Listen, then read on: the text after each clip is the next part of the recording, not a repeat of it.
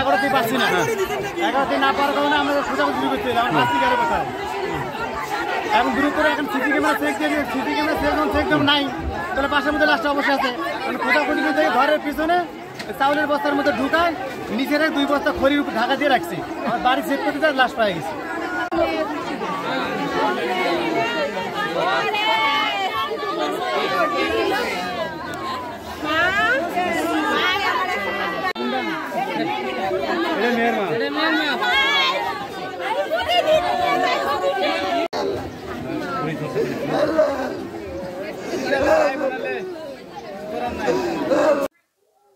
Caustic মুখে দিয়া পেঁচা মারা ফেলাইছে, মানে নিঃশ্বাস বন্ধ হয়ে গেছে, গা মরে গেছে গা।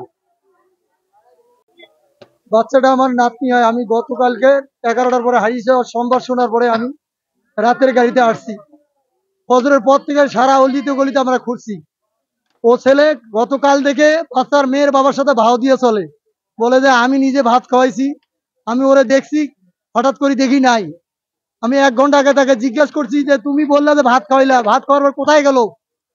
আমি জিজ্ঞাসাবাদ করার পরে তার পাশে রুমের পাশে যায় দেখি বস্তার মধ্যে বাচ্চা পোটলা অবস্থা লাশ। ওখান থেকে বাইর করার পর তাকে আমরা ধরছি। সে নিজেই এই মৃত্যুর সাথে জড়িত, সে নিজেই ভিকটিম, সে ঘটনা ঘটেছে। আমরা আইনের কাছে তার সর্বোচ্চ সাজা বিচার চাই। সাধারণত 3 বছরের বাচ্চা যদি নিরাপদ না থাকে এই সমাজে, তাহলে কিভাবে বাচ্চা তাহলে বাবা মা জন্ম দিবে? আমার সর্বোচ্চ সাজা, তার মৃত্যুদণ্ড চাই। প্রধানমন্ত্রীর কাছে আমরা এই বিচারটাই চাই। সেই জন্য জনগণের কাছে সকলের যে একটা প্রাপ্য চাওয়া, তার মৃত্যুদণ্ড।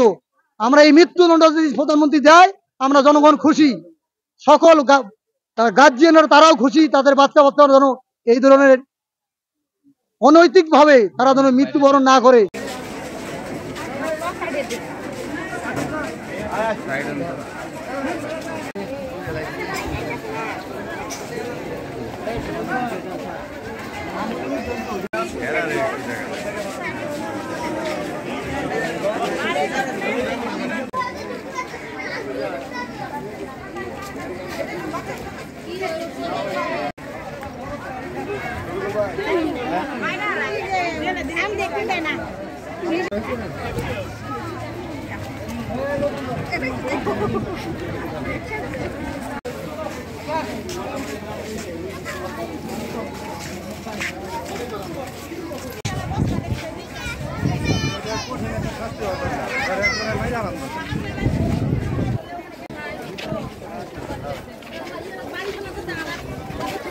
কোথায় জানোয়ারের